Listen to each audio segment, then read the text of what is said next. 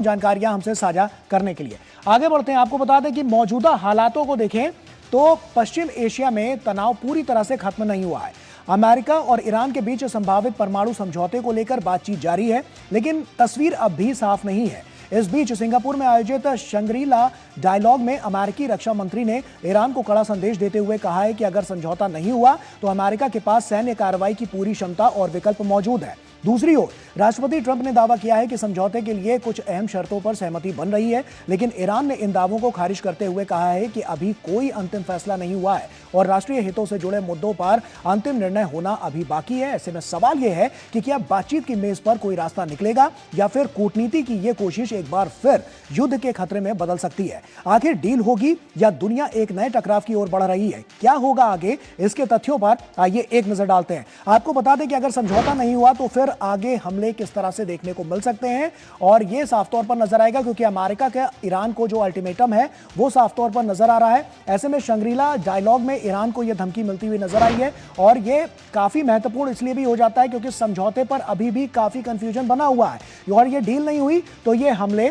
साफ तौर पर नजर आएंगे। तो ऐसे में बहुत सारी चीजें ऐसी हैं, बहुत ऐसे तथ्य हैं जो लगातार निकलकर सामने आ रहे हैं और उसी पर ये सब चीजें जो निकलकर सामने आ रही है इसमें अमेरिका का अपना टेक है, इसके अलावा और जो ईरान है उसका अपना टेक है। मालिके हमारे साथ हमारे सहयोगी जुड़ रहे हैं, मालिके का ही रुख करते हैं। मालिके, साफ तौर पर देखें तो अभी भी जो बातचीत है वो उस तरह से हो नहीं पा रही है क्योंकि कहीं ना कहीं पेच फंसा हुआ नजर आता है। ऐसे में ईरान के अपने तथ्य हैं, अमेरिका अपनी तरफ से जोर आजमाइश करता हुआ नजर आ रहा है। क्या लगता है भविष्य क्या होने वाला है? क्या अभी युद्ध और बढ़ता हुआ नजर आएगा या कोई बीच का रास्ता निकलता हुआ नजर आ रहा है? क्या कहेंगे आप मालिके?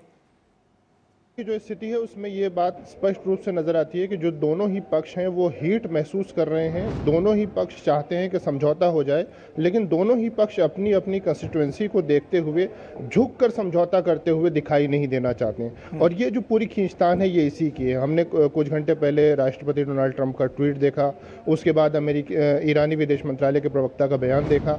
इस वक्त ऐसा लगता है कि जो पेच फंसा हुआ है वो उस न्यूक्लियर डस्ट को लेकर है जो B-2 बॉम्बर्स के कार्रवाई के बाद ईरान के परमाणु रिएक्टर में जो माना जा रहा है कि एनरिच यूरेनियम उसके दबा हो सकता है, और इस बात को लेकर है कि क्या होर्मुज में कोई टोल लगाने दिया जाए ईरान को या नहीं।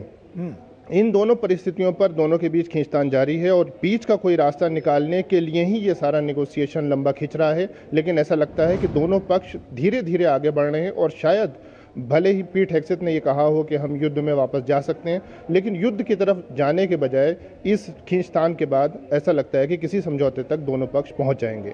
ऐसे में हॉर्मुज के पास जो सुरंग की बात निकलकर सामने आई थी मालिके, उस पर भी मैं चाहूंगा कि आप बताएं दर्शकों को कि वहां पर जो मौजूदा स्थिति देखने को मिली थी तो अमेरिका उससे नाखुश नजर आया था। तो ऐसे में क्या अभी जो हॉर्मुज की स्थिति है और वैश्विक संकट जिस तरह से गहराया हुआ है वो अभी और गहराता हुआ नजर आ सकता है अगर ये बातचीत की टेबल पर यह समझौता नहीं हो पाया तो? राष्ट्रपति ट्रंप कह चुके हैं कि वो ईरान को इस बात की इजाज़त नहीं देंगे कि वो हॉर्मुज में किसी भी तरह का टोल लगाए या उसको किसी भी तरह से कंट्रोल करे, और इस तरह से उन्होंने एक बार इनडायरेक्ट धमकी ओमान को भी दी थी, पिछले दिनों हमने देखा था। लेकिन हम जानते हैं कि हॉर्मुज की जो पूरी नाकेबंदी है उससे अमेरिका पर भी एक दबाव पड़ रहा है कि वो इस मसले का कोई हल निकाले। लेकिन इसी के साथ साथ ईरान भी इस हीट को महसूस कर रहा है क्योंकि अमेरिका ने ईरान की जो नाकेबंदी कर रखी है समंदर में, उसकी वजह से ईरान को भी बहुत नुकसान हो रहा है, बहुत परेशानियां हैं। तो मुझे लगता है कि हॉर्मुज और जो अमेरिका की जवाबी नाकेबंदी है ईरान की, इन दोनों को लेकर शायद दोनों पक्ष किसी तीसरे नतीजे तक पहुंचेंगे और किसी सेम ग्राउंड पे जाके कोई नतीजा निकल सकता है। ईरान की तरफ से अभी तक की क्या बातें निकलकर सामने आई हैं? क्योंकि अमेरिका की अपनी शर्तें हैं, ईरान अपनी रख रहा है, लेकिन अमेरिका ज्यादा हावी तरीके से अपनी शर्तों को रखता हुआ नजर आ रहा है और कह रहा है अगर ये नहीं होगा तो युद्ध होगा। ऐसे में ईरान के पास फिर क्या विकल्प बचता है?